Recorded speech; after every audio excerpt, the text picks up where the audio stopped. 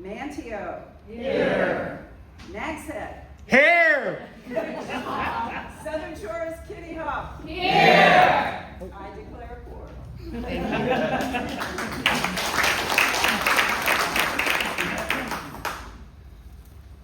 Hey, North Carolina Democrats, it's Anderson Clayton, your North Carolina Now we're going to go to the videos that our party leaders and elected officials have provided for us.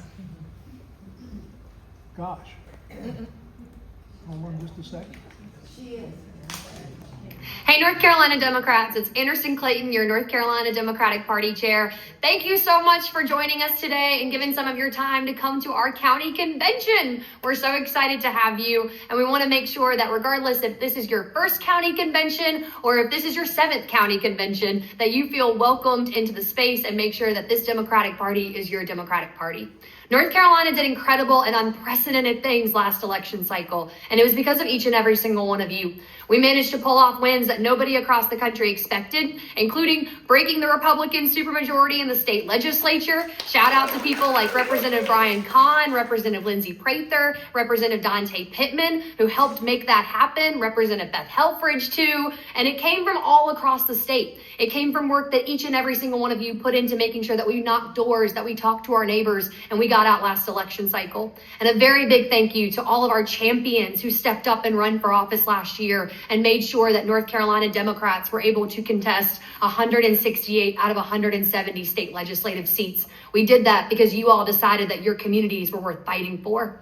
And we also were able to flip. We were the only state in the country to be able to flip 2 statewide races from red to blue. A very big shout out to our fantastic Lieutenant Governor Rachel Hunt out of Eastern North Carolina, and also our fantastic Superintendent of Schools, Mo Green, right now, everybody, who you helped put into positions of power to make sure that we defeated Republican extremists last election cycle. And not to mention our fantastic Democratic Governor, Josh Stein, who each and every single one of you managed to push over the finish line and make sure that people knew who Mark Robinson was last election cycle.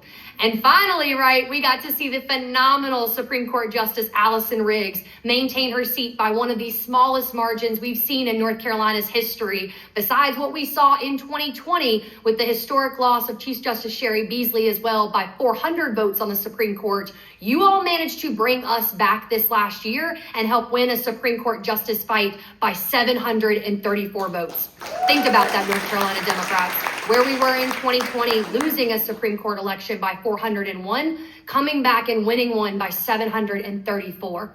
We have so much work to do left on the ground across our state, and I know that together we can do it. We can make sure that Justice Anita Earls ends up becoming and keeping her seat on the North Carolina Supreme Court this year. We can make sure that we flip a United States Senate seat with Tom Tillis. And all of that work gets started right here in 2025 in our own backyard with municipal elections across the state and across our backyard. So I need you all to stay involved. I need you to make sure that you believe in the power of our party when we work together and we build up across North Carolina a geographical and representative democracy that fights for each and every person across our communities. I know that we're excited to get on the ground, and our Project 100 team is going to be out there with you all this year. And I'm so excited to be out in each one of our counties and fighting on the ground with you to push back against this extreme agenda that the Republicans are coming out of Washington, D.C. with, but that we've also seen in our backyard for generations. That was the end. That was it. Remember those commercials in the 70s with Fast Talking Man? I'm wondering a little bit about Fast Talking Man. Okay, do you want to move to the next one? Let's see. See if there's, Click your- and you can click your see, clicker.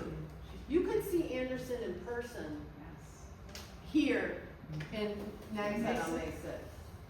Is it not clicking? Here, I'm gonna turn, 8, that was 8.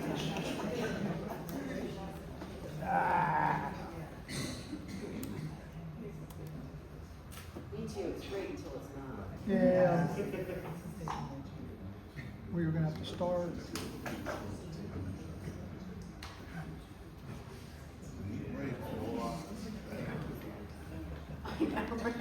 How many of us are looking at them? No!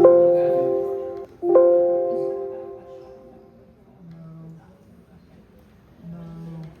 I apologize.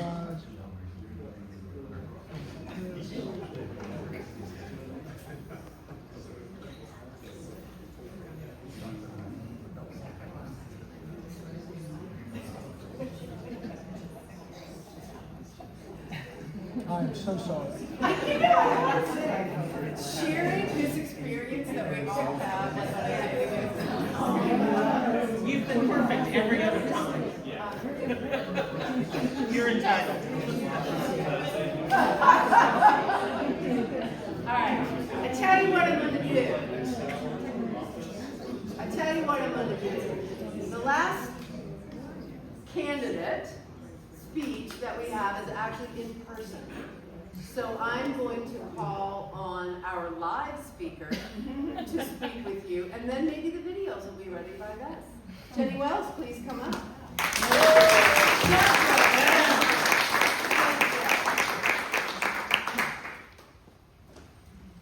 Hey, good morning. Good morning. I promise I won't take up much of your time this morning, but I wanted to keep you updated on a couple of exciting things going on with our campaign. If I haven't gotten to meet you yet, my name is Judge Jenny Wells. I am your newest district court judge for the 1st Judicial District. In case you're not aware, the 1st Judicial District is Camden, Chowan, Currituck, Dare, Perquimans, Pasquotank, Gates, and Gates counties. So all of Northeast North Carolina. It's a lot of area to cover, a lot of counties to cover. So I will be all over the place for the next 19 months. I'm filing my official notice of candidacy next week, so I'm ready to hit the ground running for election next year. That's when I'm up for election in November of 2026. I will be running as a Democrat. Of course, everyone is lined up to tell me that a Democrat can't win election in this district, so I'm ready to prove everybody wrong. That's why I'm hitting the ground running right now. So we have 19 months to win over the hearts and minds of people in these 7 counties and get them to vote for me next year. We have a couple of exciting things going on. I've got a new Facebook page, Keep Judge Jenny Wells. I've got a new Instagram, same handle, Keep Judge Jenny Wells. I'm easy to find. My Gmail, if you need to reach out to me for anything, is judgejennywells@gmail.com. So I'm pretty easy to find. Yeah, my website will be judgejennywells.com. That's still a work in progress at this point. So trying to get this all off the ground, as well as learn how to be a judge, learn 7 different types of law, and go to 7 different counties. So we got a whole lot going on. Our first event is going to be a Dare County kickoff at Swelsa Brewing on May 12th from 6 to 8 p.m. We would love for our floating, come by whenever you can, come say hi, come hang out. We'll have Nax Head Pizza there. That's a Republican. Yeah. And just a whole lot of exciting things happening. I'm hoping by the next time I see you, which will be hopefully next Wednesday at the Dare Democrats meeting, that I'll have a piece of paper with all this information on it too, so you don't have to, remember everything that I'm saying, because it is a lot. So, but I just want to let you know to save that date, especially May 12th, for the Dare County kickoff. Spread the word. Please like my Facebook and Instagram pages, and invite your friends to like my Facebook and Instagram pages. I am running as a Democrat, but I certainly welcome all Republicans, Democrats, Independents. I want support from everybody. Judges are not supposed to be partisan in the courtroom, and so they treat everyone as equally that comes into their courtroom, everyone with dignity and respect, and that is certainly what I will do and what I am doing in office right now. So I appreciate your time this morning, and I hope you'll pardon me, I've got to slip out. I'm learning that when you're learning all these different courts and you're going to all these different counties, there's very little time to actually do campaign stuff. So I've got to get to the Kitty Hawk post office and open a post office box this morning. So I appreciate you letting me have a minute of your time today, and I hope to meet and talk to all of you in person soon. Thanks. Thank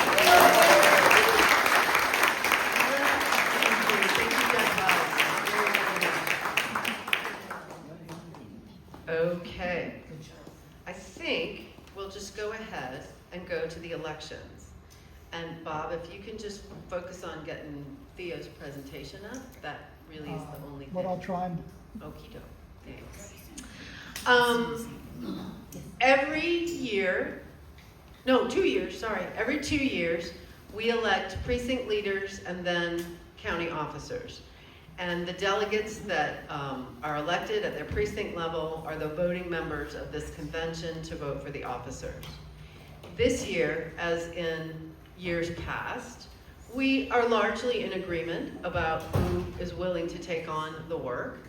And so I appointed a nominating committee this year, headed up by Tommy Fulcher, the outgoing first vice chair. And the nominating committee has presented a slate of officers to us. So I will present the slate to you, and then we will have an up or down vote. Miriam's going to conduct the vote because I'm on the slate. And then if the slate fails, only at that point do we need to take nominations from the floor and elect each position. So at this point, I'll turn it over to Miriam. Do you know the names? Do you want me to say the names first? Why don't you say the name? Here's the slate. I know, there was. Here's the slate. At chair, yours truly, Susan Sawin, and I'm really happy to take it on for another 2 years. At first vice chair, if you'll stand, Laura Allendorf. At second vice chair, Casey Piddington. At third vice chair, Melissa Zaner. And agreeing to continue at secretary for another term, thank her a lot, because she's great. Thank you very much for taking that on, and I do want to recognize our outgoing members, Tommy Fulcher, who I'll tell you what he's going to be doing in a minute, and former third vice chair, Amy Seiler. And Melissa kind of took over from Amy a couple months ago, so communications didn't drop, and we're building better and stronger. Do you want to each say a few words of welcome or hello? Welcome, hello. Oh, you're so good. All right, good. Oh, look, thank you very much. Now I'll call on Miriam to call a vote on that slate. So we have a slate of 5 officers to be elected today. Do I hear a motion to move that slate to a vote? Second? Can you say their names so I can? Okay, who moved? Pat Coburn. Okay. Who seconded? Stephanie Powers. Thank you. All in favor of moving this slate for a vote? Say aye. Aye. All opposed? Okay. We will move this slate to a vote now. Is there any discussion before we move it to a vote? Any questions of clarity or discussions? Okay. Great. Then let's move this to a vote. So you know your 5 candidates. They're all wonderful, by the way. Let's have a motion to approve the slate of candidates as proposed. Oh, so Adele Page. Adele Page moved. And do you want a second? Terry. Second, Terry. Terry. Okay.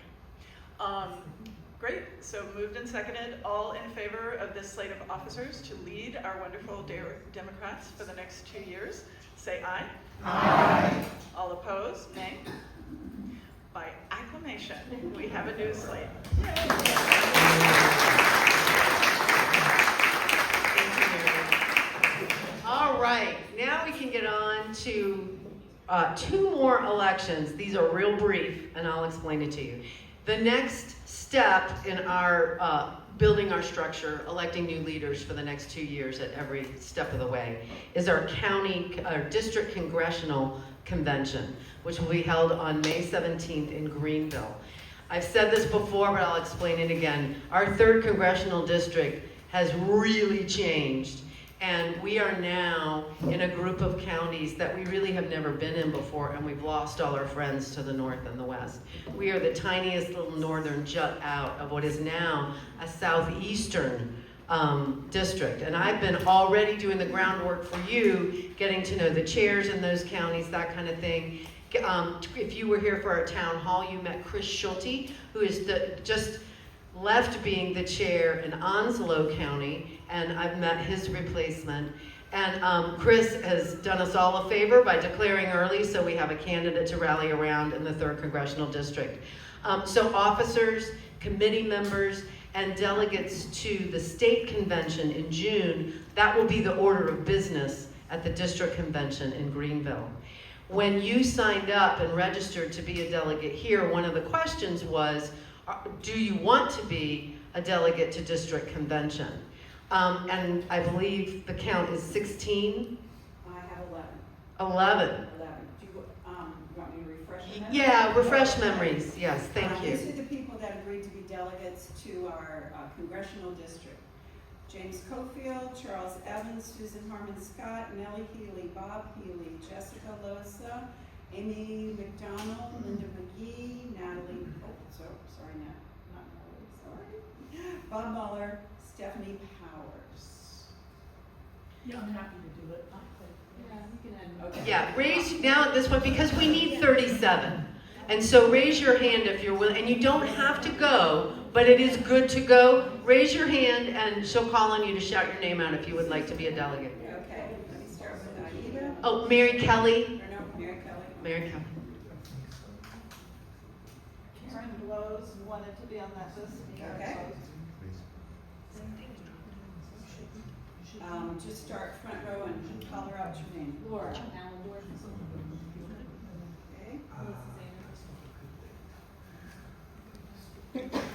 Okay. Randy Flanagan. Charlie Parker. Okay. That would help if you were called. He got voluntold. Casey Piddington. Can you say your name? Kevin McCoy. Adele Page. Adele Page. Okay, hold on. Yep. I'll hold him in my head. I Okay. say. Adele Page. You got it? Pat Coburn. Lilius Lilius Morris. Morris. Morrison. Sorry, Lilius is one of those people that I know that will always just be like Cher. We got Lilius. Yeah. Anyone else? Debbie Hayes.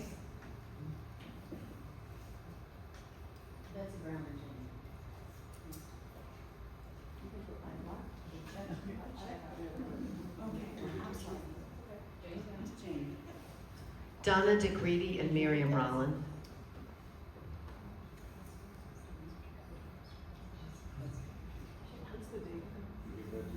May 17th. Debbie Hayes. I got Debbie. Anyone else?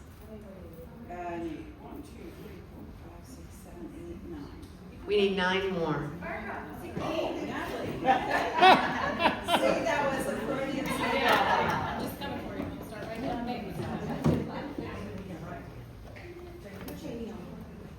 Oh yeah, Jamie. There were a lot of hands that I don't think we caught it. Yeah. Maddie? First name is Cedric. Cedric, yes, okay.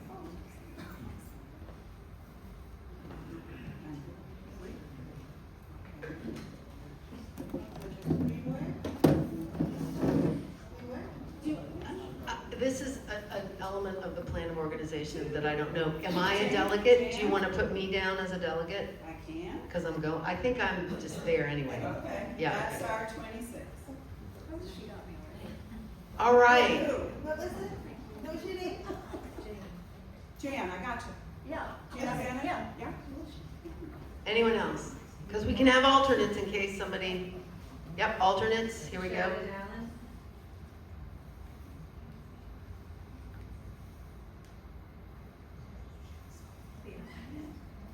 Barbara Douglas.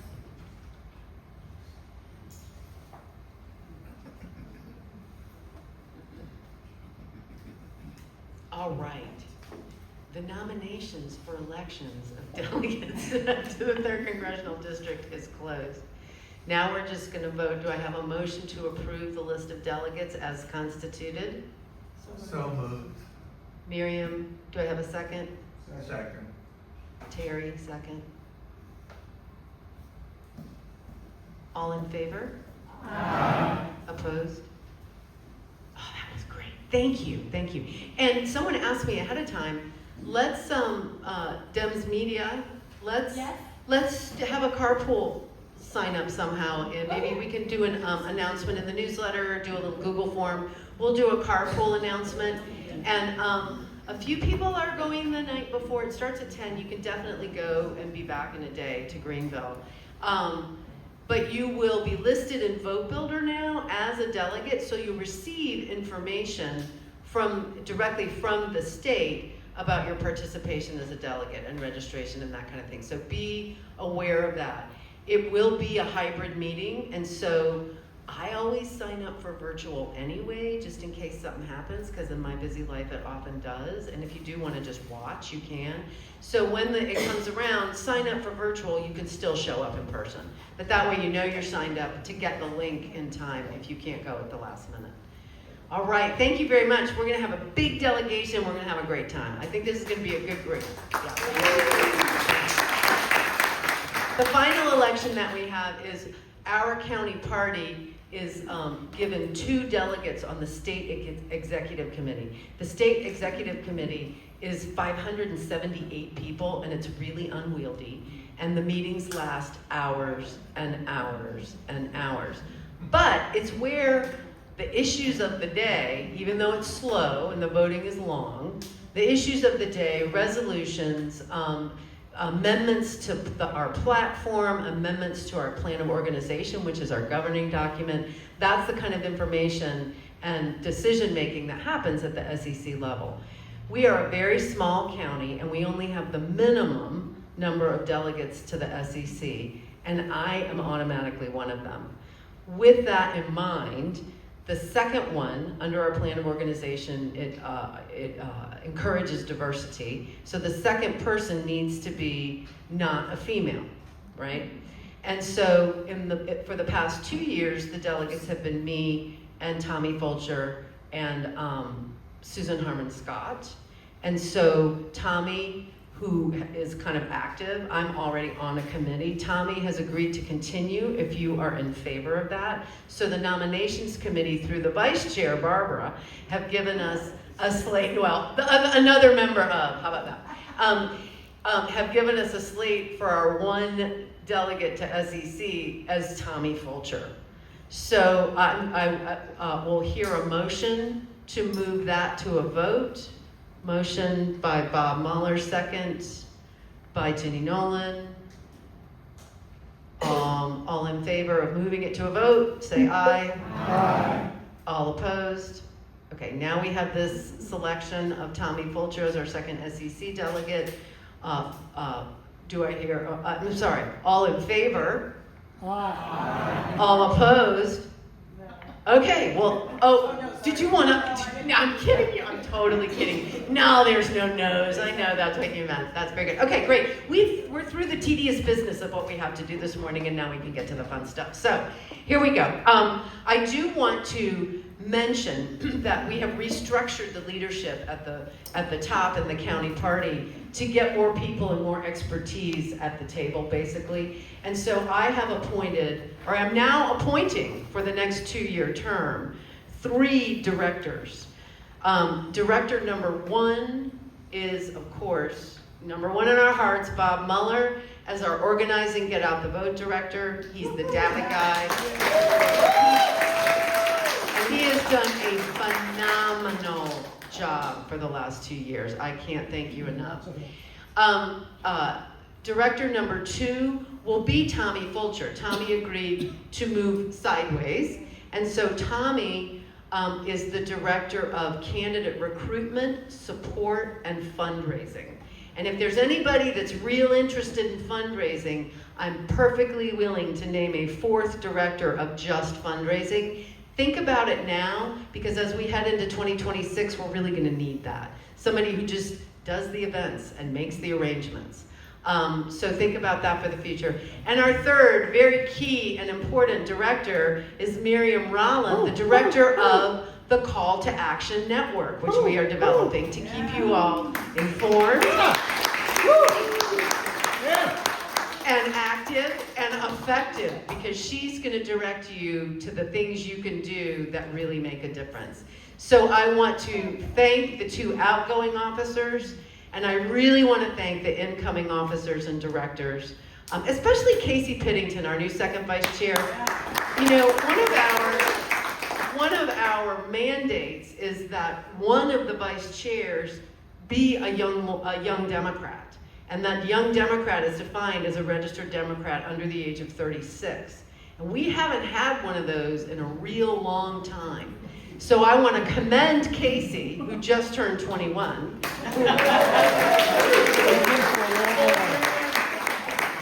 Who is a former student of mine and who reached out to me when I was running for the legislature and said, hey, one day I want to do what you're doing. And I said, my friend, let's have coffee.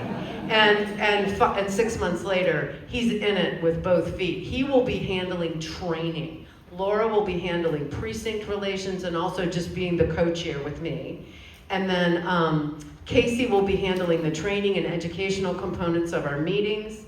And Melissa is the leader of the communications team, which covers our social media, our website, which we're revamping. Donna DeGreedy is our webmaster. What am I forgetting? Newsletter, which we're looking for an editor in a couple months.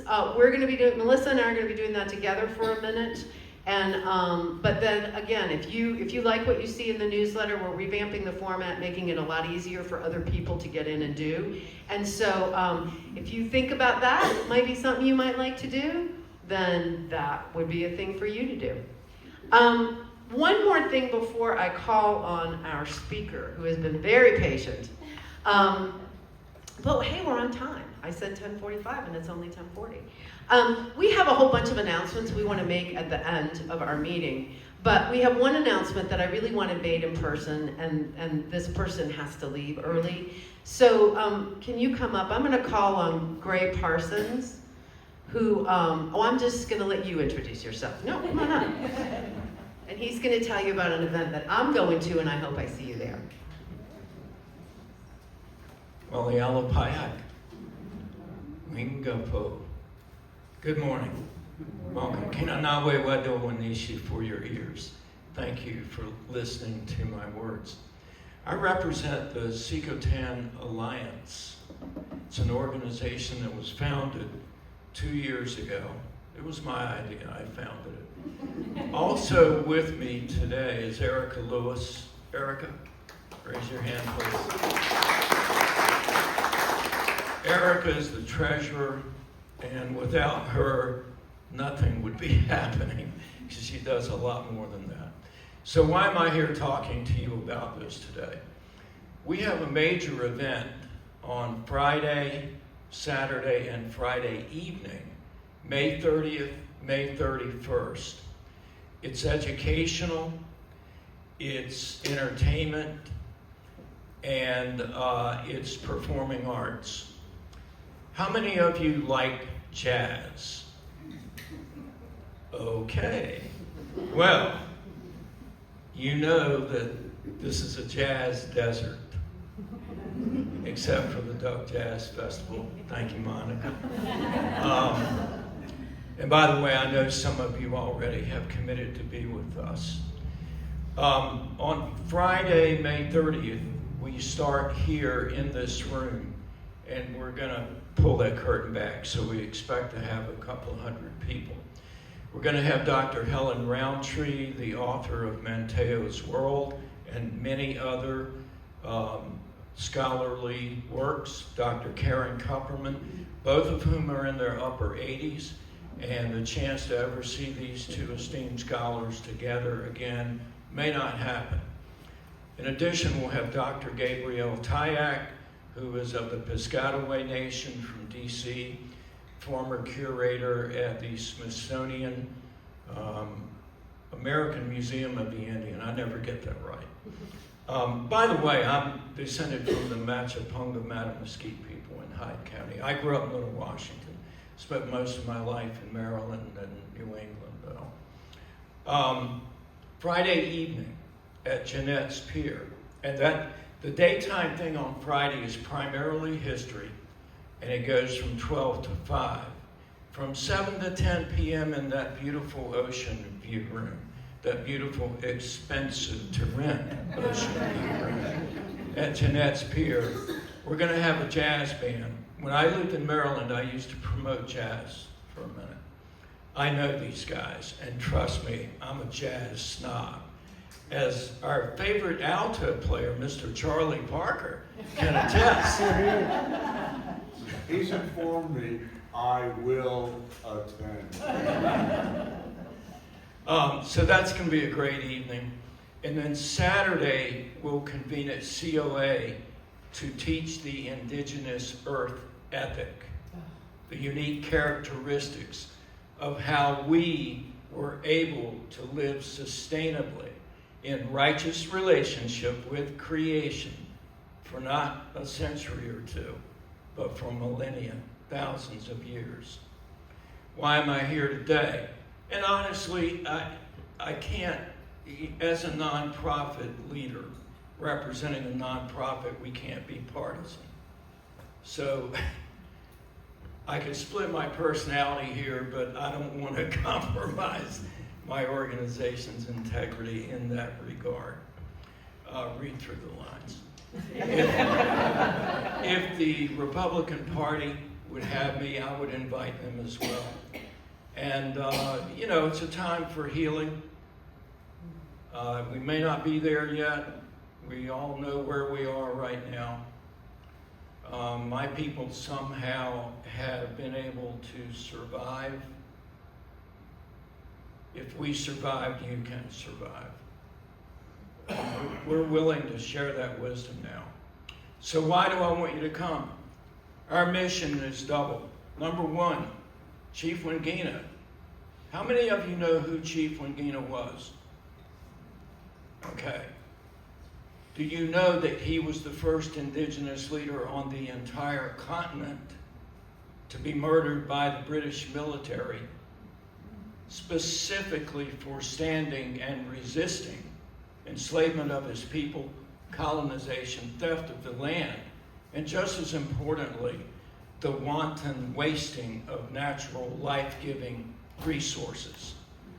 That's why we're doing what we're doing. So if you can go to our website, you can pre-register on there. I think the event at Jeanette's in particular, if we get the word out, and Monica is going to help us do that, I think, right? That is likely to fill up, and that room does have less than 200 capacity. So if that's your main interest, please pre-register soon. The website is simply secotanalliance.org. If you go to upcoming events, you can pre-register there. I apologize that we can't stay and interact with you afterwards. There's a powwow today. The Roanoke Hatteras tribe has their powwow over at Manteo High School, and we have a table there, so we have to be there before 12 for the grand opening, or grand entry rather. So thanks again, and I hope to see you guys there.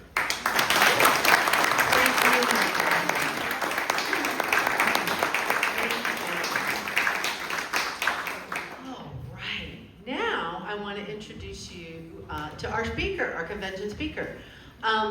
This is the leadership of the party in large part, and we know what we did, and we know how hard we worked, but we don't necessarily know, because it takes a long time to get all the data and crunch it, what worked and what we can improve on, right? And so Theo has been, Theo is a town council member for the town of Chapel Hill. Recently a graduate student in Renaissance poetry. In his consulting work with Carolina Forward, has done that deep dive into all the demographics and is here to tell us what happened and how we move forward to make an even bigger difference next time. So thank you, Theo Nallard, for being with us.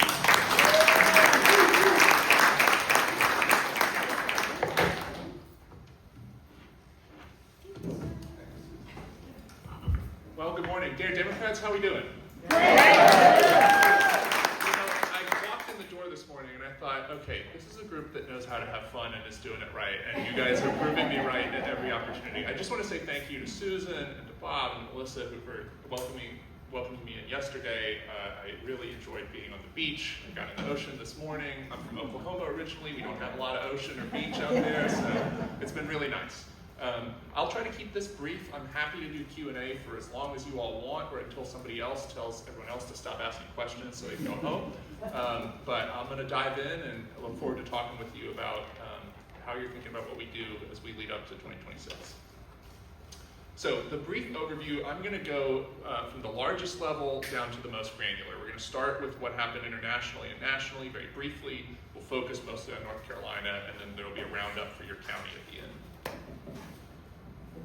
As you've been reviewing what happened this past election cycle, you have probably heard people saying that incumbent parties around the world got crushed. Inflation was high everywhere. It was a really bad year to be an incumbent party. So I thought it would be really interesting to look at which ones didn't get crushed. And what we can see is that there were 5 or 6 exceptions. El Salvador, Mexico, the Dominican Republic, Finland, and Moldova. And my question was, did they manage inflation better than we did? Is that why they won? And what this chart is meant to show you is that the answer is no. If you look at the US average, only Finland did better than the US. Moldova actually did much worse. So why did these guys do better than us? Well, for El Salvador and for the Dominican Republic, the answer is that they had fairly repressive and popular public safety campaigns. Not something we want to copy here, in my opinion. We're already seeing the dangers of a relationship with El Salvador and extrajudicial punishments and deportations. For Finland and for Moldova, the question they had in the last election was, are we going to become a client state of Russia or of the EU? They chose the EU, and the incumbent party was supporting the EU. That's why they did well. Mexico is the most interesting example. Their outgoing president would have a press conference every morning, every single morning, for 2 hours that would be recorded. And the rest of the day, the news media, the talking heads, everybody would be cutting clips of that and responding to it, which meant he had total domination over the news cycle in a way that President Biden never achieved. In fact, we saw the reverse here. The right-wing media ecosystem is much more powerful. And now there are left-wing groups that are doing their best to recapture some of that sphere. So the main takeaway for us, I think, is that beating a difficult year requires really impressive and compelling media work in particular, so you can control the narrative.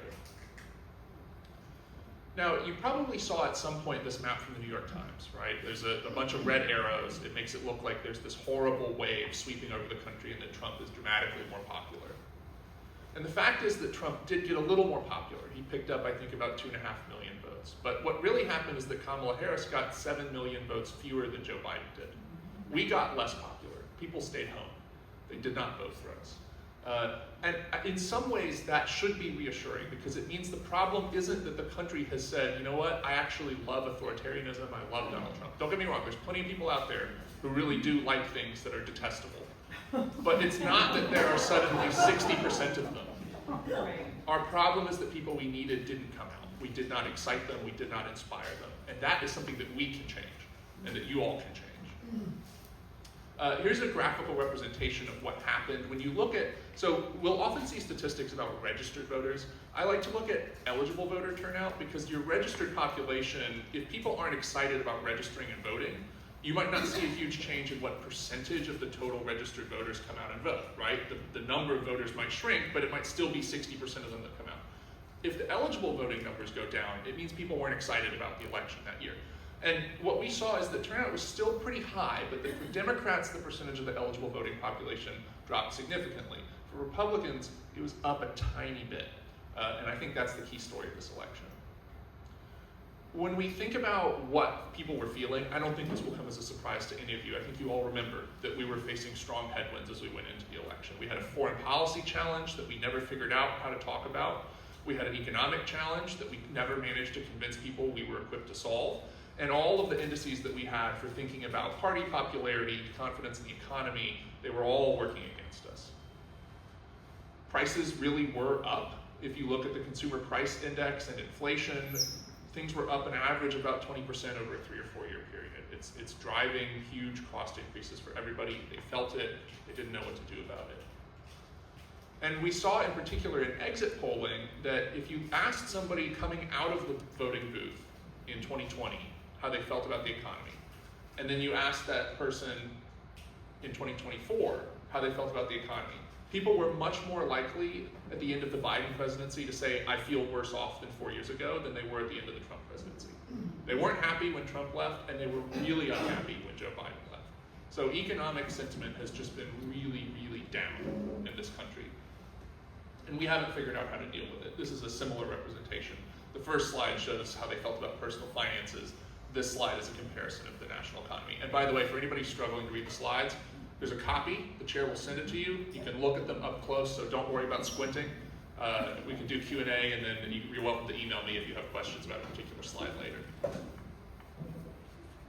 This is something I found really interesting. The first time I gave this presentation, there's a term that a woman came up with for this called the credibility gap or the credulity gap, and I said that at a county party, and someone cut me off and they said, "This is the problem with Democrats. You say things like credulity gap. Nobody knows what that means." And I was like, "Okay, we're gonna call it the belief gap from now on." But the point is that Republicans were a lot less likely than Democrats to believe what Donald Trump said.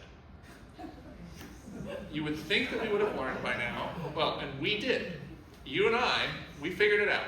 But the voters that were polled who were Republicans they did not think that Donald Trump was going to try Project 2025. Only 21% of them thought he was going to do it. When it came to deportations, only 60% of Republicans thought he was really going to do it. And we're seeing the consequences of that now. And the fact is, one thing that's very interesting is that people are willing for Donald Trump and not really for any other Republicans. They're willing to accept quite a lot of flip-flopping. It's really a fairly unique political feature that he has. We can get others. Tom Tillis is vulnerable to flip-flopping in a way that Donald Trump isn't. So I think we have a real opportunity there. But this is something to point out about what makes him so remarkable is his ability to create this perception of authenticity. And I think that protects him from lying constantly somehow. Now, one thing I really wanted to point out to you is a visual. As Susan mentioned, I worked on the Harris campaign here in North Carolina. I was the director of campus turnout. We had 36 full-time campus organizers, 75 part-time. We were everywhere. And I worked several rallies. And one of the things that stood out to me, you probably can't see it very well, but the Trump slogans at his rallies in North Carolina, they said things like, "Trump will fix it," and "dream big again." Catchy, inspiring, ambitious. Our slogans, most of what you can see is either Paris walls, stop Trump, or something about protect democracy, protect freedom. We didn't tap in. And I'll tell you, one of the things that I wanted to hear at those rallies that I never heard, I wanted Kamala to come out and say, look, your food's too expensive, your gas is too expensive, your homes cost too much, you can't pay for the health care that you need, and your kids deserve better schools. And guess what? I had a plan to fix it. Democrats had a plan to fix it. And you know what happened? We sent it to Congress and Republicans blocked us. If you will send me a few more Democrats, I will give you a golden age and fix all these problems. And I just didn't hear it. I'm not a messaging guru. I'm on the town council in Chapel Hill. If I were big time, then I would be saying this to people. So I don't know if that would have worked, right? But it's what would have inspired me, is hearing something like that quickly. So when we switched to North Carolina, as you all, I'm sure, are familiar, we've seen terrible gerrymandering in this state. Our congressional delegation went from an even split to 4-10 Democrats and Republicans. We did break the supermajority in the legislature, but we only picked up one seat in the legislature. The gerrymandering there is very deep, and the governor's veto is very fragile. And we have seen that Democrats are willing to vote with Republicans from time to time and get picked off. And so it really matters if we pick up those extra legislative seats, because that strengthens the veto, which helps us get to the point where we can retake the courts, after which we can redraw the maps, and maybe we can return to sanity in the state for a little while. So as you look at the registered voter trends, one thing that concerns people is the steady decline in the percentage of voters who registered Democrat. Part of what happened is that when we instituted open primaries, when you no longer had to be a member of a political party to vote in that party's primary, there was no longer any meaningful incentive to join a party from a voting standpoint. You can vote in a primary without being a Democrat or Republican, so you don't have to do it. The other thing that has happened is we have a polarization effect that is changing. There are people who were ancestrally Democrats. The parties sort of reversed during the 20th century, and there were people who stayed registered as Democrats but voted for Republicans after that. And that is starting to shift out where people are really mostly registering the way that they actually vote, which is why we've seen this convergence of the Democratic line, the Republican line, and the unaffiliated line, where unaffiliated are now the largest group in the state. Turnout did not come down much in this election. It was still very high, but it did come down a bit. So I think that speaks to how powerful our early voting system is here. Early voting is very popular, the most popular way to vote. And when we think about problems that we faced in this election, one of the things that's really tough for us is that if you take the number of Democrats who voted for the first time in 2024 and subtract from that the number of Democrats who had voted in 2020, were still registered as residents here, and did not vote, there are more Democrats who stayed home than voted for the first time in this state in 2024. There's about 60,000, I think, more Democrats who stayed home than who voted for the first time. For Republicans, they had 70,000 more new voters than sideline voters. And unaffiliated voters had 162,000 more new voters than first-time voters. So we were the only ones who were underwater in terms of adding new voters, which I think, again, reinforces our enthusiasm challenge that we faced in this last election. And when you compare that margin of voters who stayed home to the size of Kamala's loss, we had about 400,000 Democrats who had voted in 2020 and didn't come back in 2024. Kamala lost by 183,000 votes. Now, we're not the only party that has people who stay home. If you look at the Republicans, they had 312,000 people who didn't come back in 2024 and had voted in 2020. And unaffiliateds had 377,000 people who voted in 2020 but didn't vote in 2024. But as you can see, our problem there is that there's significantly more Democrats who stayed home than there were for either of the other two parties. So, one thing I do think is encouraging in many respects is that overall the investments we made in organizing made an impact. North Carolina of the swing states was the second most successful in terms of move towards Republicans. We moved the least after Wisconsin. And that's partly because we had a really effective outreach program, at least in terms of making contact. This is a quick representation of how gerrymandering works in Congress. You can see very high bars for Democrats, but only in a few seats. There's only one competitive district in the entire state, and that's Don Davis's district. And the rest of these are safely gerrymandered for Republicans. Any of our Council of State candidates and Allison Riggs, who won their race, also got more votes than Kamala Harris. That's what this chart shows you. Winning took beating the president, or our presidential candidate. The folks who lost got fewer votes than Kamala Harris. And this chart, fairly straightforward, as much as we hate to talk about it, under the current campaign finance rules, you need a lot of money to win elections. And basically what we see is the Democrats who could raise more money than their opponents at the Council of State level, they won, with one exception, that was Natasha Marcus, who did not have enough money to go up on TV for long. TV turns out to be basically, if you get enough TV, then you're a Democrat statewide, people know your name, they'll go for you. And we see the same thing in the case of our judicial slate, which I'll get to in a moment. But I want to show you really quickly here how the gerrymandering is working in the House. So in the House, for a simple majority, you need 61 seats. And what we have currently is 49, and what we expect to get is 48. So to get to a simple majority, you need to win every seat that you expect to win based on the way the maps are drawn, and then 13 more that you don't expect to win. Really, really hard.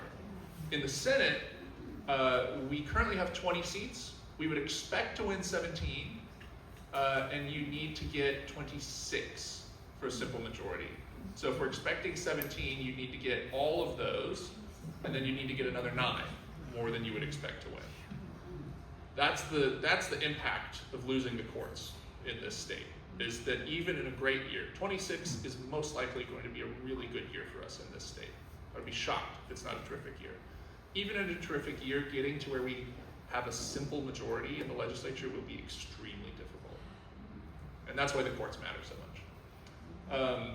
Now, one thing that we can do, even though we can't take the majority, we've talked about the importance of that veto cushion. And unfortunately, there's a financial component to that. When you look at what the House Republicans are raising in this state, they're raising about 5 times what the median House Democrat raises. And the Senate, the Republicans are raising about 4.5 times what the median Senate Democrat is raising. Now, we have an unfair system, right? The Republicans are in power, they have gerrymandered it. They are going to outraise us, no question. But outraising us by 5 times does not have to be the case. There are places around the state where we have folks, sometimes an incumbent in a safe district, and they're not bringing in any money. And one of the things that I try to encourage people is to realize that when it comes to picking up, we lost 2 House seats this time around by less than 1 percentage point. A little extra money for the whole team that we could have routed to those seats might have given that governor a real veto cushion of 3 votes, which means even if one person gets picked off on an issue, we have 2 others who can pick up the slack.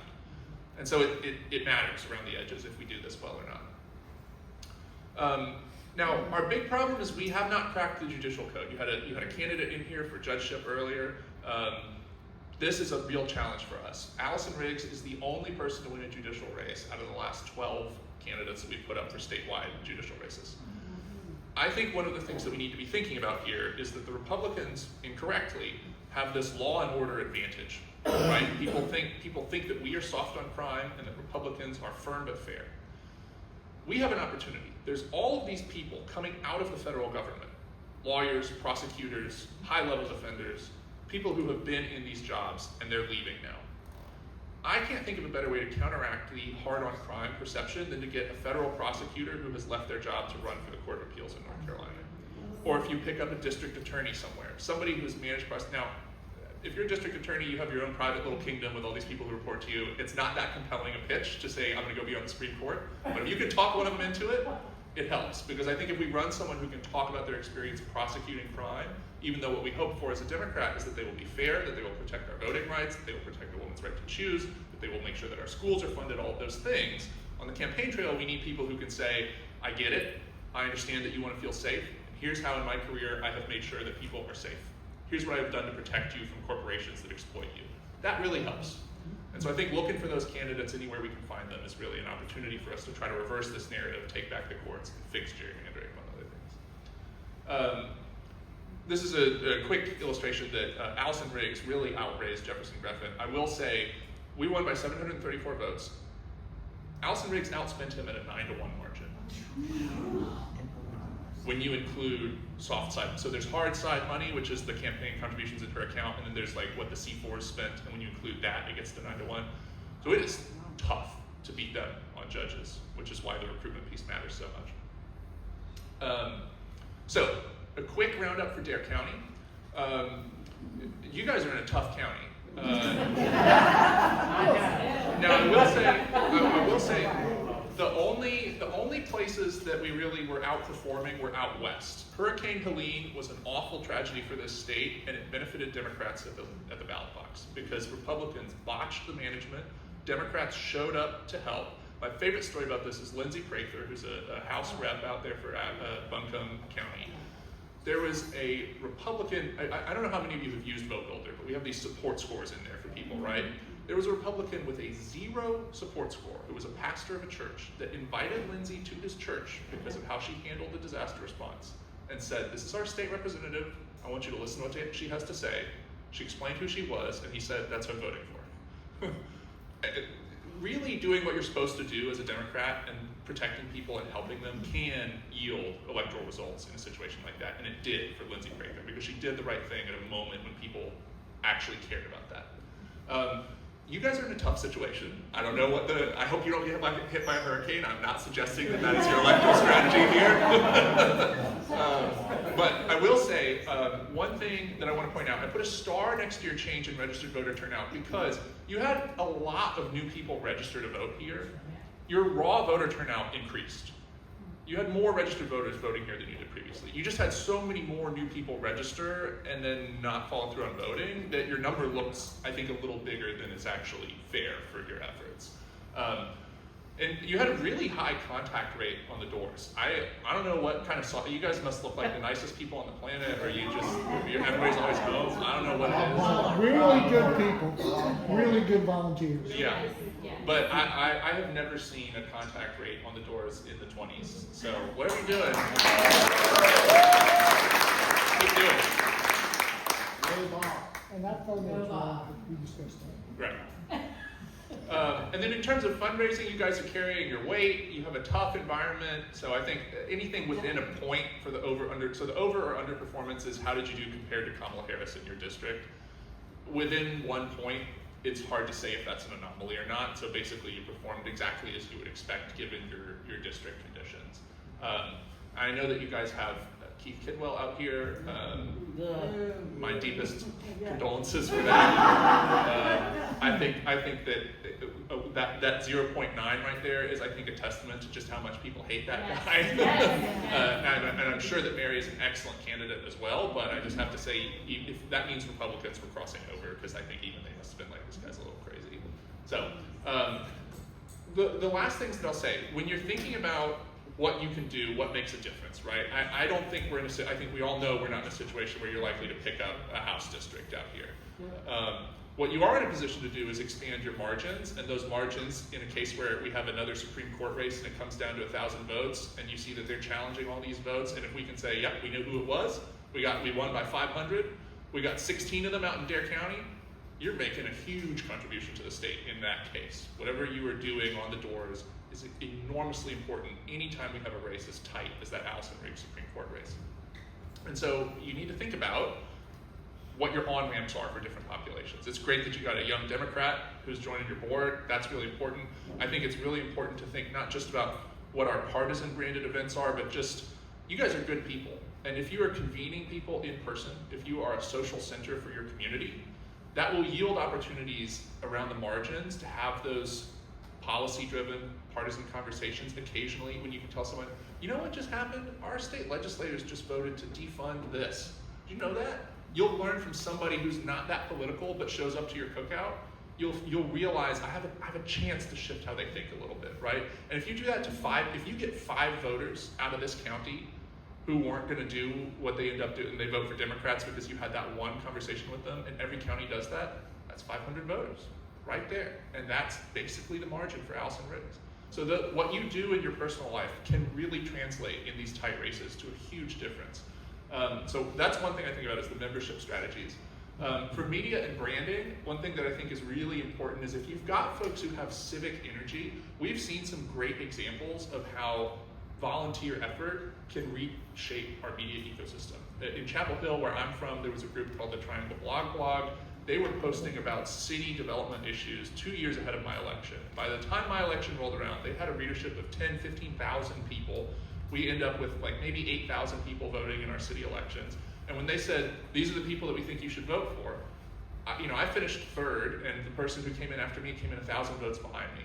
And they were on the other side of the issues, right? And the people who were on my side of the issues, we all came in within 100 votes of each other.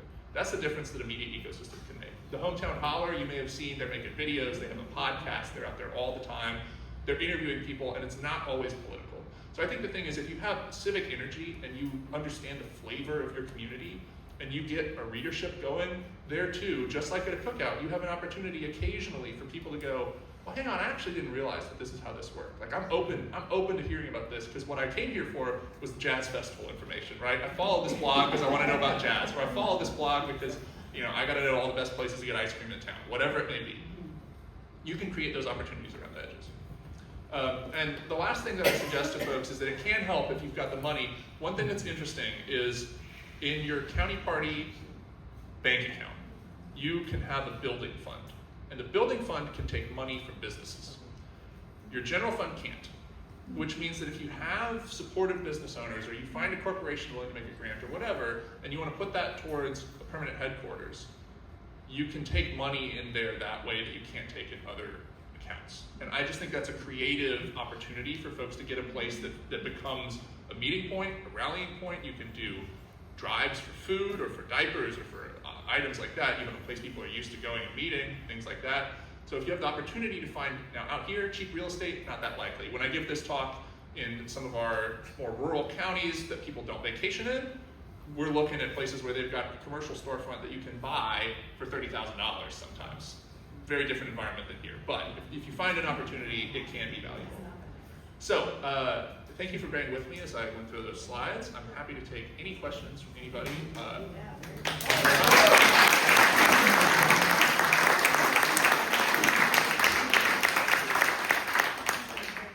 Not a question, it's a comment. That's the best explanation I've heard of everything going on. I hope at some point they video you and we get that out to other people. Sounds like I have some homework. Look, here's a video. I agree with Charlie's comment. I thought the presentation was just off the chart. question. Do you have a sense as to why Democrats didn't turn out to vote for Kamala Harris? You indicated there was a deficit there. Do you have a sense of what contributed to that? I have theories. None of these can be proven.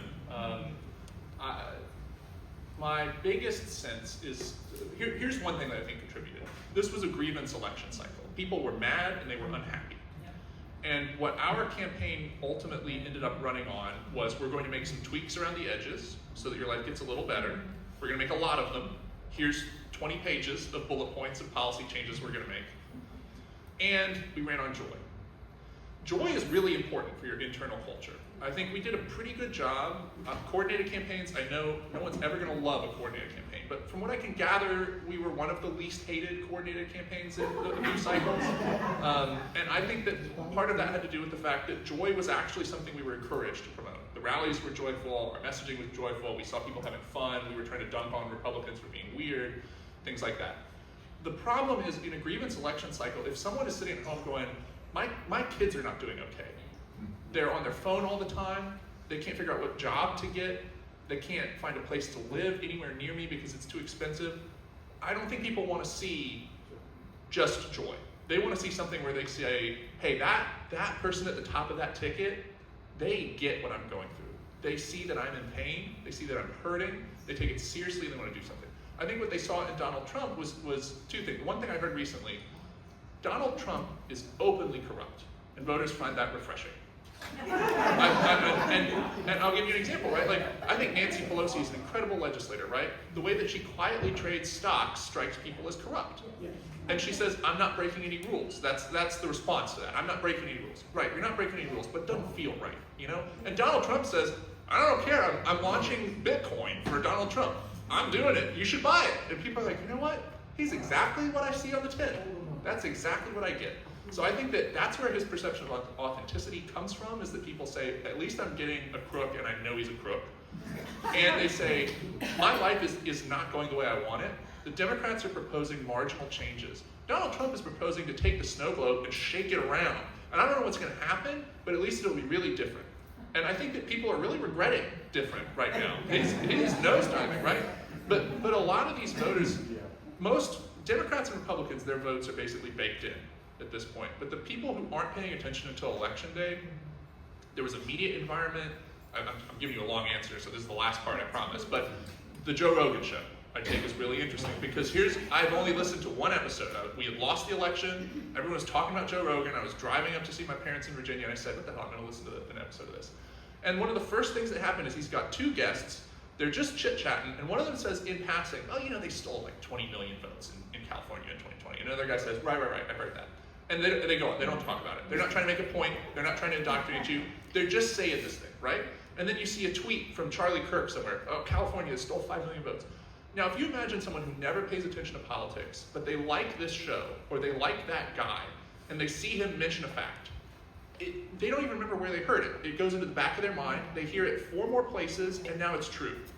They've never seen any research. They've never looked at any data, but they heard it 4 times. And this happens to us too, right? Like, there are people that I don't like sometimes because 3 people that I knew, I've never met the person. 3 people I knew said they suck. I meet them in person, I go, okay, actually this person's fine, right? But like, I heard it 3 times, so it became a fact. I think that happened to us in this election. So sorry for the long answer. That's a good answer. That's a really good answer. That's a good answer. I just want to add on to the whole Joe Rogan thing real quick.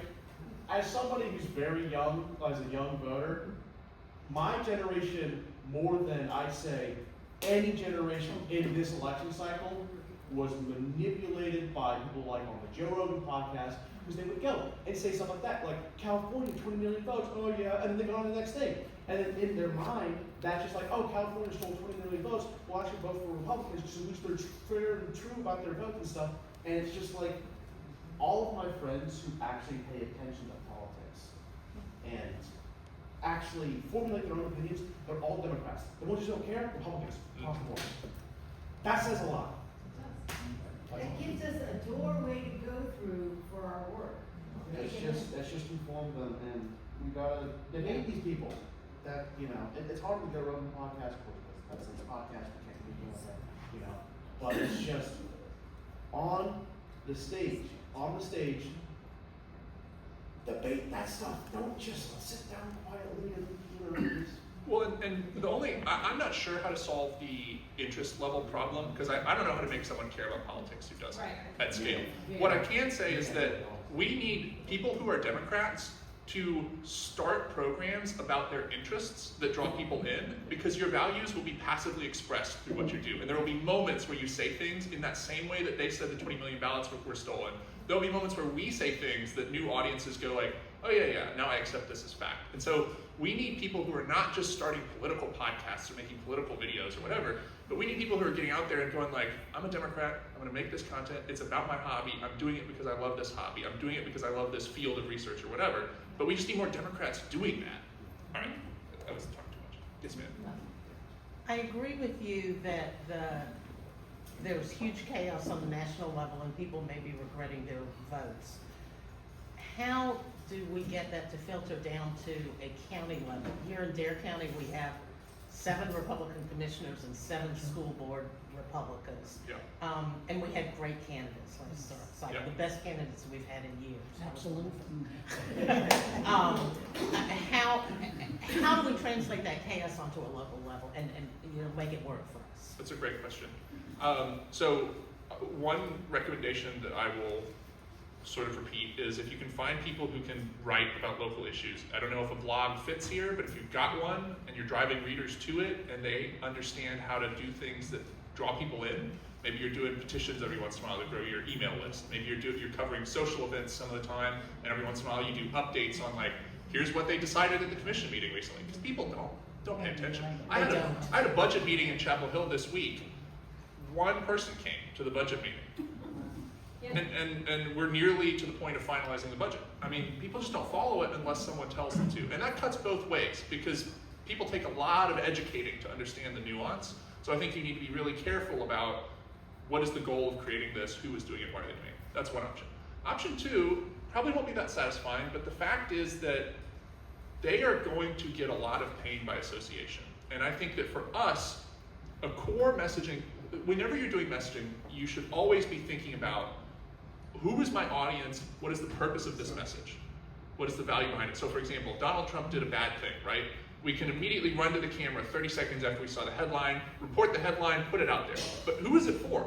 If we don't think about who it's for, we're not going to think about how to craft the message. And if we don't think about why we are saying it, then we're not going to craft it in the right way either. And so I think part of the question there is trying to figure out, where are the pain points in this community? What are the things that people here say, that's what bothers me?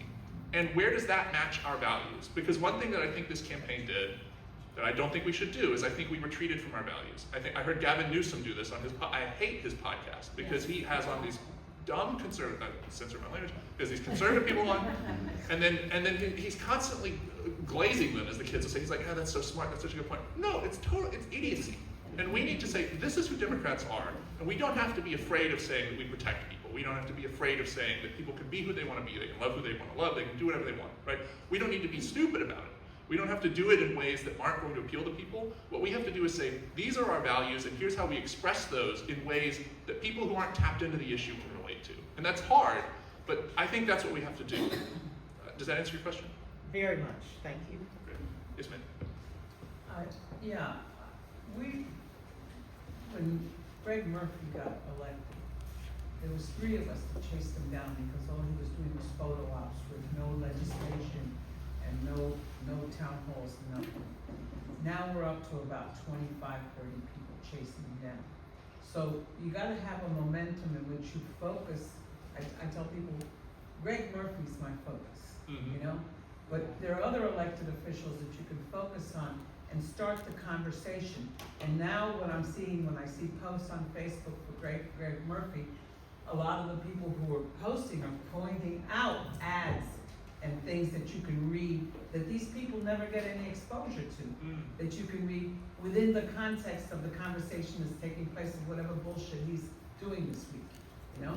So I think it's important to focus on your elected official, each one of you who are in here, and go after them and make them accountable in any way that you can, either by posting information that you hear about, like you said, a piece of legislation that just came up that no one's paying attention to. And that forces people who are not paying attention to say, well, I didn't hear that. You know, that's one of the things I hear a lot when people say, I didn't hear that. Well, you didn't hear that because you're on Fox News 24/7. Change the channels. You know, so I think that's important to go after these elected officials. If I could add one thing on that, you make me think about what we call organizing, right? We are so used to thinking of organizing as what you do right before an election where you knock doors, right? But part of organizing is saying, here's who's active in my community, here's some tasks we're gonna divide up, here's a strategy for what we're trying to accomplish, right? Whether that be, how are we gonna host 10 barbecues in our backyard so that we grow our circle by 6 voters? Maybe we're saying, okay, here's all the Republican elected officials, we're gonna divvy up who's tracking them on what issues and how we're gonna talk about that. That's organizing too. Organizing isn't just calling people and asking them to vote. It isn't just knocking their door and asking them to vote. It's what you do between elections. It's how you divide up tasks. A great book about this that I love, Paul Wellstone, who's a senator, you know, amazing guy, right? Chapel Hill grad. He has a book about his time in Rice County, about this organization he founded called the Organization for Better Rice County. And I love that book because he goes through and he says, we were trying to get this done, right? We were trying to persuade local single mothers who were below the poverty line to accept financial help from the government. They weren't even taking the available resources, right? And he says, we started the campaign doing this and it failed for these reasons. And then it worked when we did this. And I love that because you get all these accounts of what worked from people, right? What I want to see is you failed before it worked. How did you fail? And what built up from that? So that's a book I recommend when I'm thinking about organizing, is like, where do you go along that pathway to get to power? Yes, sir? In a community that is as dependent as ours on immigrant labor, why is this immigration policy of Trump's so popular? I mean, the actual result here would be horrendous. Why is it so popular? Popular here? Like in Dare County? Yeah. Why is Trump's immigration policy so popular? Given the fact that the actual result of that immigration policy would be economically disastrous. Because people The cause and the effect. Yeah, and in They Dare see County, people we are they don't like, they think they're all gang members and criminals, So so why? that's okay. But they don't associate that with the guy that does their lawn. So the follow-up question is why are we so poor at communicating this obvious fact? That's a great question, and I was thinking about this just the other day, because so let's take the Abrego Garcia case, right? Like we had Senator Van Hollen goes to find the guy, right? And there's a PR risk calculation here for Democrats, right? Republicans are going to say, you're going to help, Republicans are still saying that he's a gang member, that he's a criminal, there's no evidence of it, right? In fact, there's documents that judges, after review, concluded that he's not these things, and Republicans are just saying that he is, right? So how do we counteract that? The mistake that I think Democrats make in a situation like this is they look at the polling, they say, immigration is not popular right now. We can't talk about why we're in favor of it. That's not how you win. You win by saying to people, this is what you should believe. You should believe that this is a nation of immigrants founded on the belief that what makes us free is the law. And you know what's being attacked? Our history as a nation of immigrants is being attacked, and our foundation as a country of laws is being attacked. Immigrants make us wealthier. Immigrants make us stronger. If America is supposed to be the leader of the free world, we should be a country where all of our citizens are taken care of, yes, and we should be a country that people want to move to, and a country that people can move to. I think we just have to say that, and we have to say that we're proud of that.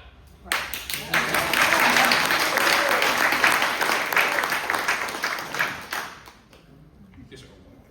What is Carolina Forward and how can we interact with it? Great question. Carolina Forward is a policy think tank in North Carolina. We do policy papers. Sometimes our executive director will intervene in primaries, and they will do other things trying to promote awareness about what happened. You can follow Carolina Forward on Instagram. They have, on all the social media stuff, they have an email that comes out regularly. So if you Google Carolina Forward, you can sign up for the email. You'll get the news roundup. They have events. Right now, actually, if you're interested, they are funding pizza parties around the state just for people to get together and do stuff. So if you want to sign up to be a host, they'll send you some money to just get pizza and get people into a room. So that's Carolina Forward. We do some think tank work, and we bounce around trying to build democratic power. In the back? Yeah, I wanted to follow up on your point about getting support from perhaps the business community relative to getting a headquarters. Yeah. I wanted to try to, how how do I get more information about what you can and can't do along those lines? Great question. You can review regulations online at the State Board of Elections, which covers all the campaign account types. If you want help doing it, you can reach out to the state party, and probably Denise Cheney can help with that, or point you to someone who can. The basic principles, though, are that you can have a party account into which most donations go. You pay for food, you make signs, whatever. There's a separate building fund, and only building funds are allowed to take business contributions, which means if you're a small business owner, for example, and you want to write a check from your business, you can't do that to the county party. You can do it to the county party building fund. So that's the main thing we want to draw awareness to for people. That can also go to pay rent. It doesn't have to be for purchase, right? Like it could cover rent costs, but a lot of times small business owners may think like, oh, I want to write a check from this business account. You can't do that for a candidate. You can't do that for a party. So can somebody actually donate their space? Yes. A business? Yeah, that's an in-kind contribution. Susan, do we have a building fund?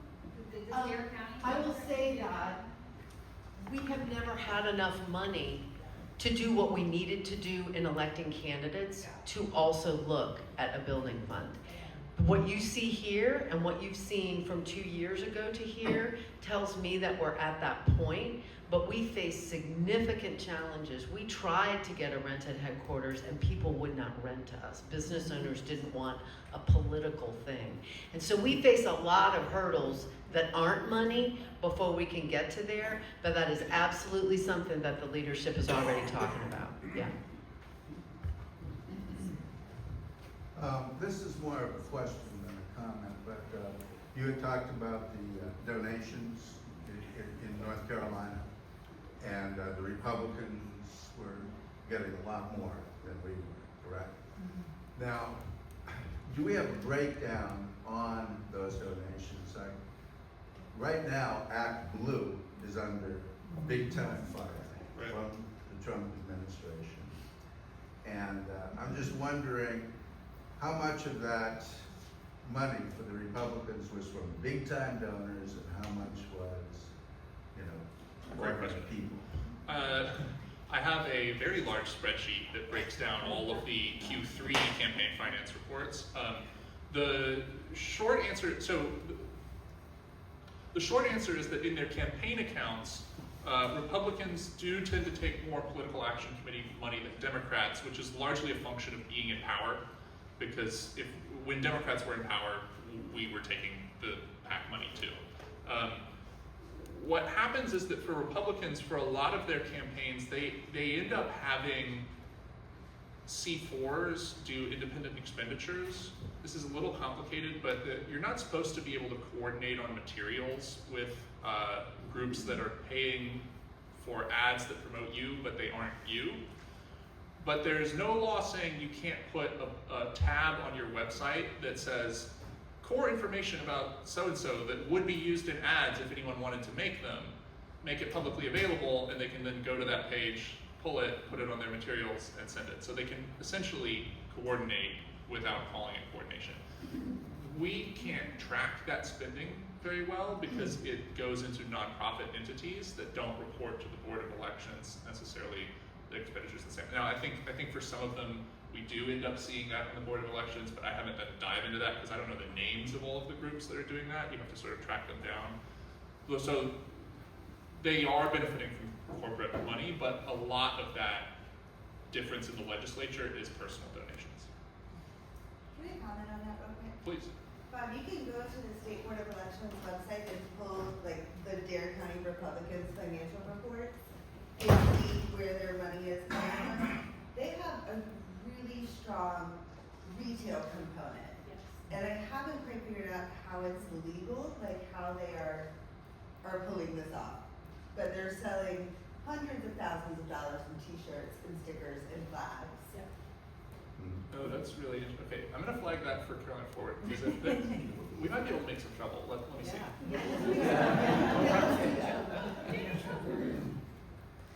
I get up every morning just about, catch the sunrise, to restore my soul, come home, have another cup of coffee, and there are two emails I always look for. Heather Cox Richardson, Yep. Carolina Forward. And then I have this rule for myself about who I donate to. Are they worth a six-pack of good beer? So I donate a six-pack of good beer each month to Carolina Forward. That's it. A little bit by everybody helps us all. That's right. Have you seen any real smart strategies around messaging? I think we don't do enough of that. Messaging unrelated to a candidate's message when he or she is running for office. Where have you seen that? Do you mean how they interact with the public when they're not campaigning? Right. So a party focus, not a candidate focus. Messaging that keeps your people, the Democrats, on board and reaches across the line and gets independents and some soft Republicans. Yeah, good question. I think the premier example is. I think that's the future. Yeah, the premier example is probably Jeff Jackson, right? The videos the explainer style videos. You can tell me if what I'm doing is working. What I do is different. I think there's a lot of people who do that direct to camera, like here's what's going on. What I have started doing is essentially skits where I play both of the characters, and there's a little like twist at the end typically, but the point is to try to, you find one kernel that's really interesting, you try to deliver it in a way that people don't realize they're watching a political video at first, or at least they don't realize that there's a point. They're sort of like, what's the narrative here? And then you hit them with the sort of like I did one on gerrymandering, and that one's got like 80,000 views on Instagram and like 60,000 on TikTok, and YouTube's a little smaller, but like it got out there a little bit, you know? So I think people just have to experiment with what they enjoy. Chris Murphy's not doing a bad job. Zohran Mamdani in New York is really good. He's running for mayor. He's probably going to lose, but his videos are really good, and he went from being like polling the single digits to being second place with 30% in the polls, based largely, I think, on his messaging strength. So one more question, and then I think it's about time to wrap up. I do have a question for you. So talking about messaging, you said earlier about how we're the party where you marry who you want, you love, you do what you want to do, but somehow we've lost the idea of, like, the Republican Party still is able to message that they are Family. more family. Yeah, don't step on me, it's my decision, you know, but that's not who they are. How do we switch that narrative back around to we are the party of choice and we are the party of freedom? Well, one way to do it is to weave freedom into other. So, for example, you can say you aren't free if you are really poor. Your choices are constrained. Democrats are about elevating people out of poverty so that they have the freedom to do things in their life, right? Your kids aren't free if they can't afford school lunch, because they can't learn. And if they can't learn, they can't get ahead in life, right? Your kids aren't free if they can't go to a school that has teachers and resource officers and equipment and material. Your kids sure as hell aren't free if they have to go to a school that has mold in the walls because the county can't afford to pay for it because the state won't give them any money, right? That's a way to talk about freedom that's not the same thing as like, and look, I mean, I'll be honest, like every once in a while I go blast some bottles with a gun and it's kind of fun, right? Like that doesn't mean that I want people to be wandering around with assault rifles in the street, right? And it doesn't mean that I think that we should proliferate when we know that young men are not doing well, right? Young men are not doing well, and if they are isolated, they are at a higher risk of suicide, right? There's a connection between what's going wrong for young men and gun ownership in this country and suicide.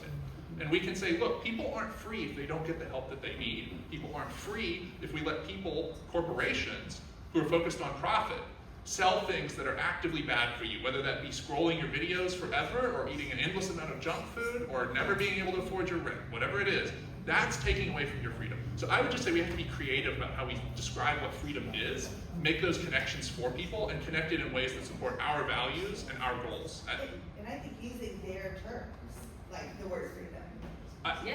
Yes, and one of the things that's really important in framing is that, so I'll give you an example. George Bush, when he got elected, right, he started talking about tax relief.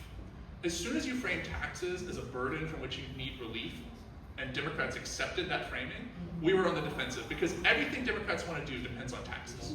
We are the party of funding public services, right? And if you say to everybody, yeah, you have this tax burden, And the president's trying to relieve you from it. But I want to explain why this isn't a burden. Like, no.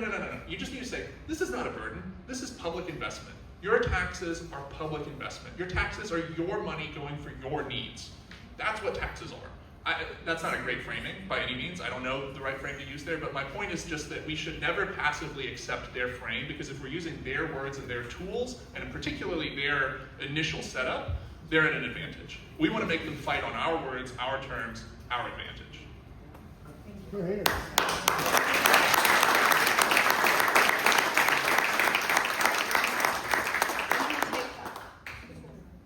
One more question from the back. Robin, did you want to have a No, follow-up as a question? comment, actually, I think a classical framing that you're talking about actually is the framing of free speech. Because if free speech means the ability to lie without being questioned, that's not free speech. That's lying. And we have allowed free speech to become the ability to lie at will. This is wrong. That's a good way of framing it. I like that. Did you want to say a few wrap-up words before I thank you effusively? Thank you very much for coming. It's wonderful to be out here. I will be back because this beach is awesome, and like I said, And a free place to stay. Yeah, that helps. Thank you very much. Wow, my head is spinning, and I'm so glad that Bob is taping this, because I'm writing furiously on my notebook and I won't remember it all. But we have a YouTube channel now with videotape. We're really amping up our communication and messaging. And Melissa and I were in the corner there going, we can do like little video blogs. We can sit next to each other and make funny things. I think all of you are feeling that. I'm looking at your faces. I'm seeing shoulders raised. This is really good information for us to just chew on and think about. And when you hear me talk about, let's go to this vigil that we're planning for May 1st, and the focus of it is a time for reflection about all the damage that's being done by this mess and what we can do in our communities to help it, don't send me an email that says I think we should be focusing on abortion rights, okay? I mean, I get a lot of feedback and I like all of it, but I think we all need to turn our minds to how to just be good people in the community, do what we're interested in, and bring people along with us. And so I hope that all of you are going to be joining us doing that and sending me your good ideas. You can always send it through the website. And I'm going to grab my, Charlie, can you give me that? So that I make sure that I go through the final things before I release you to this gorgeous day. Here's our work for 2025. Show up at the things. Do things in your community. Don't be afraid to tell people what you're doing and why you're doing it.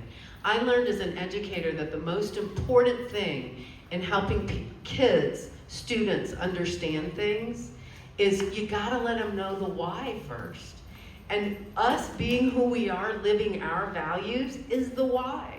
So be proud of it and live. We gotta come up with municipal candidates.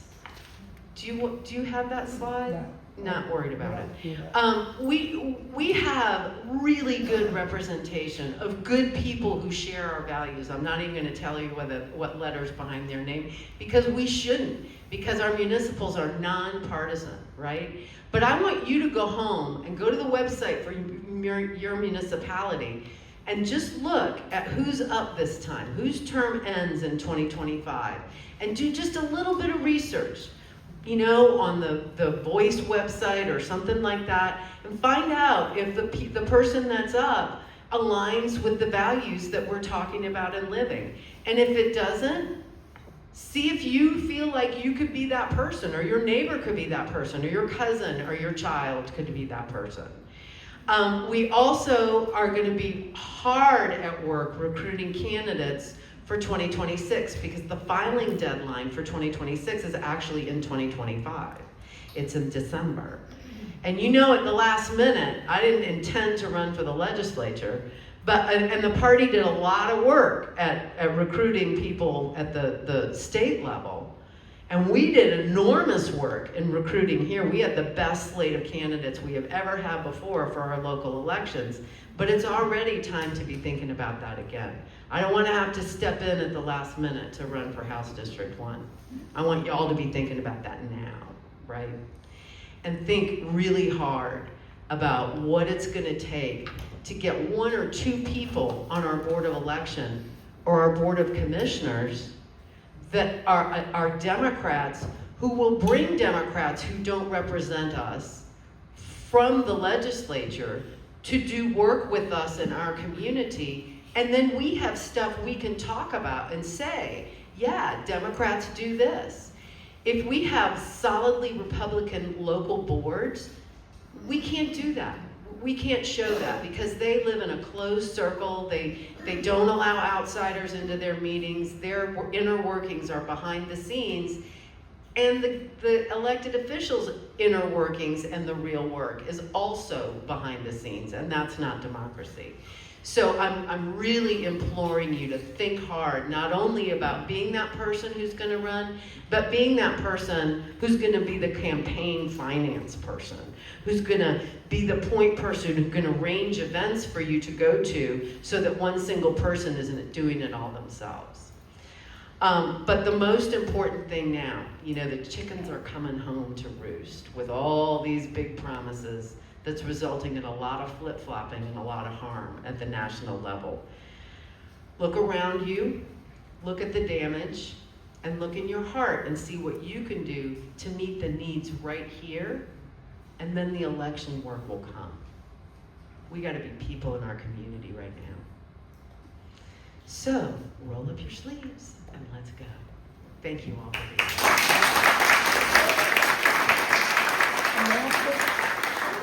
Let me finish my dang sentence. Right now, for our final set of announcements, I'm going to turn it over to Laura Allendorf, your new first vice chair. She has a better head for me too.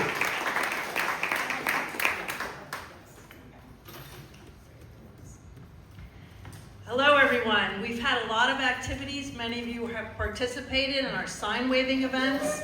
Raise your hand if you've been on the bypass with us. Great. Well, as Susan mentioned, we have another one scheduled for May 1st. It's a vigil for the people in solidarity with the 51 events that are being planned nationwide. And as she mentioned, it's a May Day moment of reflection, resilience, and resistance. And we've got a permit for that. We'll have more details on social media coming up soon. But please mark your calendar. We have a time frame of between 4:30 to 8:30. 4:30 to 8, but we're 4:30 to 8. 5. Where? Downey Park again. Right. Yes, we've been very fortunate. We have Mary Kelly, who many of you know, and she's our permit gal. I also want to mention April 30th, we have a Dare Dems monthly meeting featuring Jonah Garson, first vice chair of the North Carolina Democratic Party, and he's probably got as much energy as Anderson, so I hope you come and listen to him. And just to note the change in venue, it'll be because we've gotten more and more people coming to these meetings. It will be at the Nagshead Fire Station, 6 p.m. So I hope you can join us there. Also, we want to welcome you to the Dare Dems table at First Friday in Banio. Our next one will be May 2nd. Volunteers are always welcome. We like to have a big crowd there to combat what's on the other side of Poor Richards, which is usually the Republicans, although they haven't been out for the last few months. So maybe they're embarrassed. I mean, I would be, right? We pass out buttons, stickers, we talk to voters, we sign up volunteers. So I would definitely encourage you to come and see us. Also, several precincts are holding May meetings. Please visit the Dare Democrats calendar to get more information, daredemocrats.com. We've got a great calendar that Donna DeGreedy populates, and everything you need to know about what's happening, including what I'm mentioning right now, is on that calendar. We're almost at capacity for our May 6th fundraiser, yes, with Anderson Clayton. So there's really limited space. So if you haven't already made your payment yet, Melissa's right over there. There's some conveniently, we have some envelopes. You can write a check, put some money in, take the picture of the QR code, and make an online donation. That is a party fundraiser, and we definitely need your support, and we look forward to seeing you. The Democratic Women of DARE, you might be interested in joining us if you're not already a member, meets on the third Thursday of the month, and this month's meeting is, or next month's, May 15th at 6 p.m. at the Sea Ranch Resort. And we also have membership applications at the table if you're interested. Finally, we have a May 20th event at Old Tom's in Manio. This is a female-owned blue business. I encourage you to patronize. Randy and I are frequent flyers there, as well as, of course, New Vines. Anyway, we're going to be holding a peace and politics conversation with Chris Schulte, our Democratic candidate for U.S. House of Representatives, the seat currently held by Boo Hess, Representative Greg Murphy. Whoa. Where is he? We haven't seen him. Has anyone seen Greg Murphy in Manio? No. He was here. He didn't deign to come to our town hall, unfortunately. But I'm hearing rumors that he may do something virtual on a Monday, either this Monday or the following Monday. But we'll see. So we'll let you know if in fact he does a virtual town hall, so you can all get on that. The event for Chris will be held from 6 to 7:30 p.m.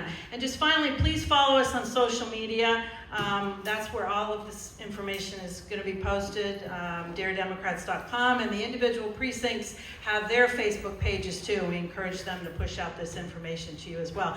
And finally, before you all leave, we have a call to action by Miriam Rollin. Thank you.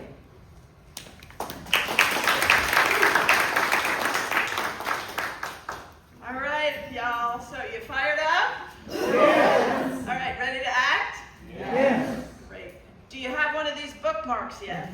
If you don't, get it before you leave. That has all the contact information for all the calls to action that I'm about to tell you about. You're also going to get an email about it. But there's a lot going on, obviously. Even what I'm talking about today is just a small sample of what's going on, but there's a lot. So I will send it by email, but just know these are some really important issues that are pending right now, federally and in the state legislature. So federally, we need to talk to Tillis and Bud. We need to strongly oppose two bills that are pending right now that recently passed in the House. The first is H.R. 22, the SAVE Act. Okay, we talked about that before. That's voter disenfranchisement by, saying if a woman changed their name when they got married and they don't have a passport, too bad, you can't vote. Anyway, it makes people ineligible to vote. It unnecessarily restricts voting. The second one is H.R. 1526. It's called the NORA Act, N-O-R-R-A, and it severely restricts federal judges' ability to issue nationwide injunctions.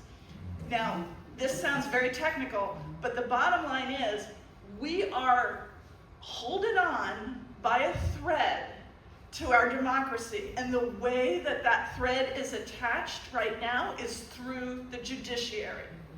If judges can't issue nationwide injunctions, we are sunk. Yep. So this is really, really important. Okay, those are the two federal issues. State issues. We have, first of all, I'm going to talk about some really bad Republican bills. I'm sure there are some good things pending in the legislature. I'm not going to talk about them. They're not going anywhere. So what I'm going to talk about, I'm sorry, we still have a majority. We may have broken the supermajority, but we still have a Republican majority. So 3 bad education bills. SB 227 bans DEI in schools, and that's passed the Senate and is pending in the House.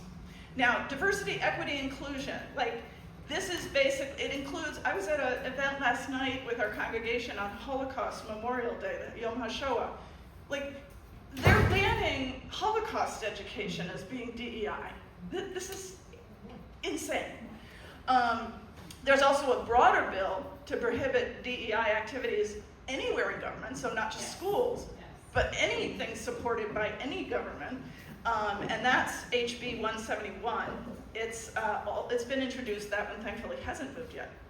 So the other education bills that are problematic, HB 806 would eliminate current class size requirements in K to 3 and weaken teacher licensing requirements because, you know, we don't want qualified teachers to be teaching our kids, do we?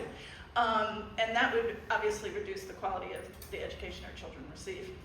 The other education bill is HB 636, and that would create new, unnecessary, and burdensome adoption processes for school library media. It would utilize subjective and censorship-prone criteria for media. It would create the potential for undue influence and harassment by any community member who doesn't even have to be a parent or a guardian of a child in school. So some random community member can come in and say, we're not going to let your kids read this book in school. It also generates costly and disruptive legal action through a right to file a cause of action with up to $5,000 in damages. So we're talking about taking money out of our school system because of some complaint from some rando in the community. Okay, so here are your calls to action. Call your state senator, Bobby Hanig, on HB 636, which recently passed the House, and on HB 806, and tell him, through his staff, he must speak out against and oppose these two bad bills. Call your state representative, either Kidwell or Goodwin, about 806, HB 806, SB 227, and HB 171. Tell him again, speak out and oppose. Meanwhile, in non-education legislation, S58 has passed the Senate and is still pending in the House. It would prevent the North Carolina State AG, Jeff Jackson, who happens to be a Democrat, from challenging in court presidential orders that are unconstitutional or otherwise illegal. This has been a major tool that our state AGs nationwide have used to try and narrow some of the horrible things that are coming out of the Trump White House. So really important to call Representative Kidwell and Goodwin, whichever is your representative, and say they need to oppose that bill. House Bill 127 would make it a misdemeanor for a voter registration drive to hand out real voter registration forms. That's right, you heard it correctly. You could not hand out actual voter registration forms at a voter registration drive. You could hand out a sample form, which of course, if you're a person filling that out, you think you've registered, and actually you've just filled out a sample form, and then you're not actually registered. Yes, that's House Bill 127. And that bill, thankfully, hasn't yet moved forward in the House or Senate, but please let Senator Hanig and either Goodwin or Kidwell know that you are strongly against it. Also, I just have to say, the R's have even introduced another bathroom bill. Can you believe it? Another North Carolina bathroom bill is pending. S516 and H791. It hasn't yet moved, but good God, have we learned nothing? So finally, get ready for a really important federal call to action very soon. We're going to have to urge two senators, Senator Tillerson, Budd, and Representative Murphy, to strongly oppose Republican budget reconciliation legislation. It's expected to come out of committees in early May, and I'm not going to go into all the details of what's likely to be in there, but there's likely to be SNAP, so food stamps, significant cuts. There's likely to be Medicaid, significant cuts. These committees have been instructed by the budget that the Republicans passed in the House and Senate last month to cut enormous, we're talking trillions of dollars from the budget, and the only way to do that is to eviscerate these mandatory programs that are bigger, like SNAP and Medicaid. So that's going to be really important. Just wanted to give a heads up that that's coming. So finally, here's something you can do now if you have your iPhone with you. Does everyone have their iPhone or otherwise internet-connected device with you? Okay, please get it out. So I'm going to give you a little background. Justice Allison Riggs won re-election in the North Carolina Supreme Court by over 700 votes last November. But this is the only race in the whole country that hasn't yet been certified because her losing opponent, Griffin, has been trying to disenfranchise over 60,000 voters. Now the number's been cut down to 1,600 voters. That's an improvement, but it's still, as Allison Riggs said last night on the phone call, one vote being disenfranchised is one vote too many. So the remaining voters that are still left, the 1,600 that are being challenged by Griffin, are military voters, family of military voters, and other overseas voters. They're fighting a really important battle in federal court right now to ensure that voters who did nothing wrong and followed all the rules would not have to cure their vote after the election. But in case the courts rule badly on this, which we know how some of the courts are not necessarily deciding things according to the rules, but rather according to politics. In case that happens, we need to have a huge cadre of folks ready to get to all of the votes that need to be cured, even though they were perfectly legal votes when they were filed. So if you want to join the effort to help cure these votes, I'm going to give you the website, okay? This is why you have your phones out. So ncdp.org/protect-the-vote. ncdp.org/protect-the-vote. And you can sign up. It's a very simple sign-up sheet, and they'll just put you on the list. They're not ready to cure yet because they're fighting in federal court so that they won't have to cure ballots that were fine. But if it's needed, please sign up. Also, please donate to help pay for this legal fight that Allison Riggs is in. You can go to riggsforourcourts.com. Thank you so much. I really appreciate your being here. I appreciate all you're doing to help maintain democracy as best we can. Thank